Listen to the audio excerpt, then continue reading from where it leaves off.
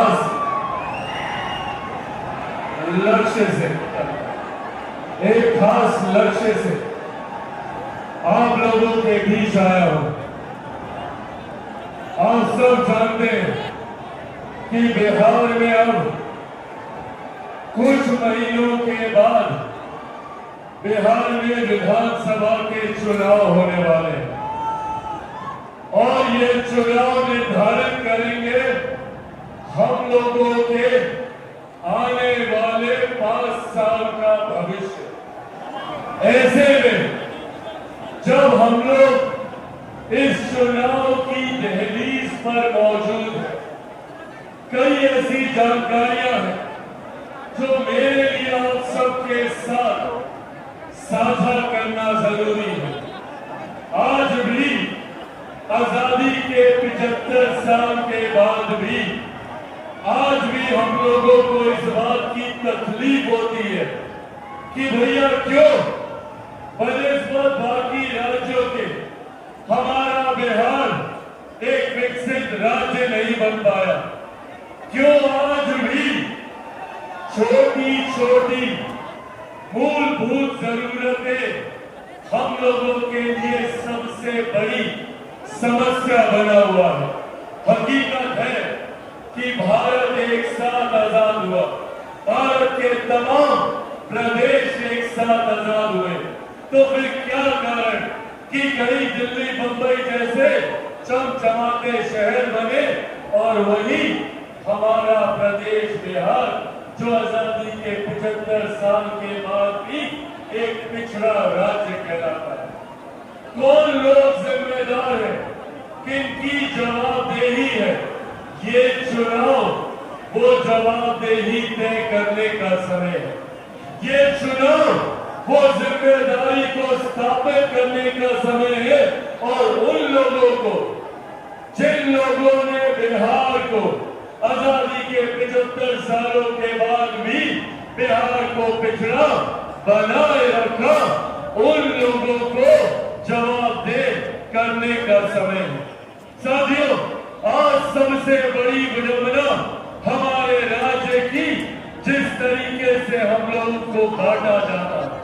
आप चले जाइए किसी भी दूसरे राज्य में, उस राज्य के लोग एकजुट होकर, एकत्रित होकर अपने राज्य के विकास की बात करते हैं।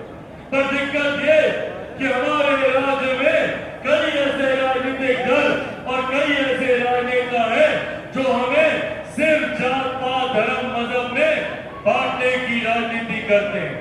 हमें बांटकर वो अपनी राजनीतिक रोटियां सेकने का काम करते हैं। बिहार की एक पुरानी पार्टी जिसको लंबे समय तक 15 साल तक मौका दिया बिहार की सत्ता में काबिज होने का, बिहार की जनता ने लगातार 15 साल तक राष्ट्रीय जनता दल उनके नेताओं पर विश्वास किया, पर बदले में उन्होंने क्या किया? बदले में हमें सिर्फ जात पात धर्म मजहब में बांटने का काम किया।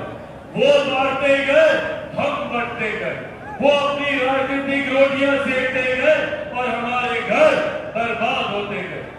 आज कितने घर से वो हमें जातीयता और सांप्रदायिकता में बांटकर अपनी राजनीतिक रोटी सेकने का काम करते हैं। क्या कहते हैं राष्ट्रीय जनता दल वाले कि हमारा MY समीकरण है। क्या है भैया MY समीकरण? सांप्रदायिकता और जातीयता में प्रदेश को बांटने के नाम को इन्होंने MY समीकरण कहने का काम किया। साथियों, अगर इनका MY समीकरण है तो हम लोगों का भी MY समीकरण है, पर हमारे MY समीकरण में M से महिलाएं हैं और Y से युवा है। ये हमारी ताकत है। युवा जो देश की सबसे बड़ी आबादी है और महिला जो देश ही नहीं दुनिया की आधी आबादी है। साथियों, इसकी सोच के साथ बिहार फर्स्ट, बिहारी फर्स्ट आगे बढ़ने का काम कर रहा है। हम चाहते हैं कि बिहार की हर एक महिला, हर एक बच्ची, हर एक बेटी, हर एक बहन को उसका हक, अधिकार, सम्मान के साथ मिले।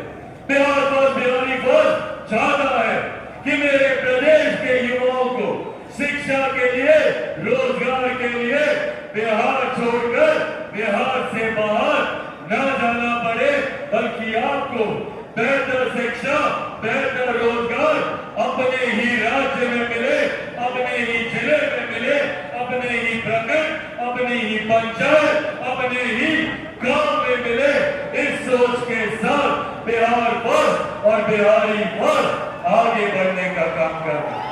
पर इन लोगों ने, पर इन विपक्षी दलों ने हम लोगों को एकजुट होता देख साम दाम दंड भेद पूरी ताकत आजमा दी कि किस तरीके से पुनः हम लोगों को बांटा था।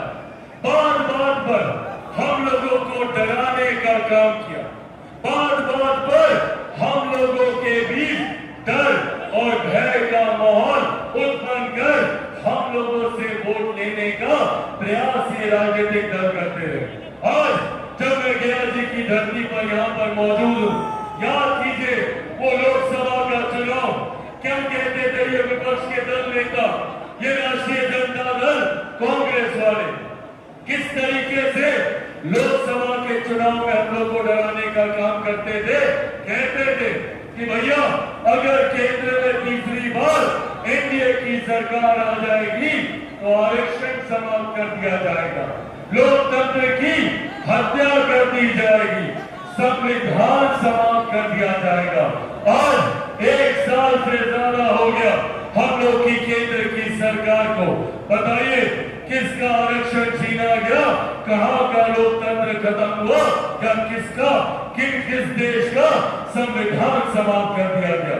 साथियों, जिस गठबंधन में हमारे नेता आदरणीय रामविलास पासवान जी के विचार हो, जिस गठबंधन में लोक जनशक्ति पार्टी रामविलास शामिल हो, आज आप लोगों के सामने केरला जी की पावन धरती से आप लोगों के सामने ये वादा आप लोगों से करके जाता हूं कि जब तक चिराग पासवान जिंदा है, न आरक्षण को कोई